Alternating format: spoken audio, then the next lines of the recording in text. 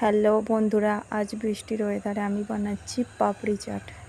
তো প্রথমে পাপড়িগুলো সাজিয়ে নিচ্ছি ভালো করে। এরকম ঠান্ডা ঠান্ডা ওয়েদারেতে পাপড়ি চাট খেতে বেশ ভালোই লাগে।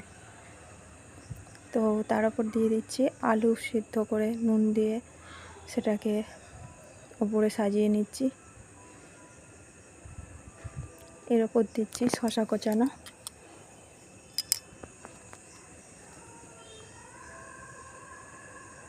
তারপর দিচ্ছি পেঁয়াজ কোচানো,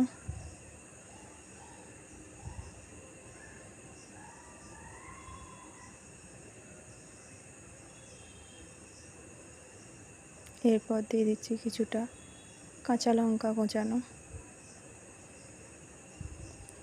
বাইরে বৃষ্টি আর এরকম পাপড়ি চাট কার কার খেতে ভালো লাগে বন্ধুরা, প্লিজ কমেন্ট করে জানিও। আর অবশ্যই আমার চ্যানেলটিকে ফলো করো, পেজটিকে। তো এরপর আমি দিয়ে দিচ্ছি ফ্যাটানো টক দই।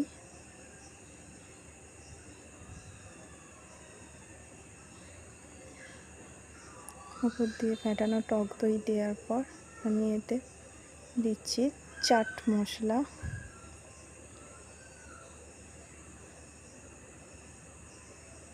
আর দিচ্ছি বিট নুন।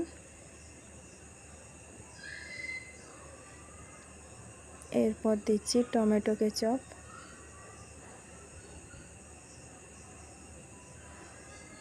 টমেটো কেচাপটা দিতে গিয়ে অন্য সাইডে পড়ে গেছে, তো কোনো ব্যাপার না।